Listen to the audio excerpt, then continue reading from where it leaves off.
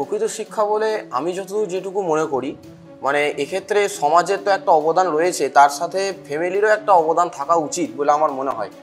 আমরা একদম রক্ত মাংসে বলেই যে আমরা মানুষ তা কিন্তু নয়। মানুষের মানসিকতাটা মান এবং হুঁশ এই দুজন থাকতে হবে, তবেই কিন্তু সে একজন মানুষ, প্রকৃত মানুষ।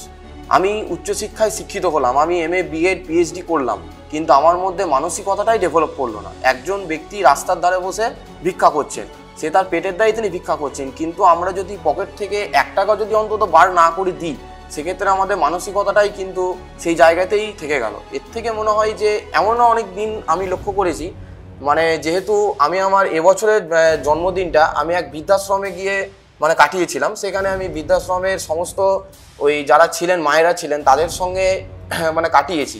কিন্তু একটা জিনিস দেখলাম যেটা ভালো ফিডব্যাক বলে মনে হয়েছে এই 2025 সালে দাঁড়িয়ে, আমি যখন ওই প্রত্যেকটা ভিডিও যখন আপলোড করলাম ফেসবুকে, তখন সেই ভিডিওটা কিন্তু রীতিমতো বহু মানুষের কাছে পৌঁছায়। আজকের দিনে যখন আমি চেক করি সেই বৃদ্ধাশ্রমে খবরাখবর যখন নিই, সেখানে আমি দেখতে পাই কিন্তু আজ বহু মানুষই কিন্তু আসেন।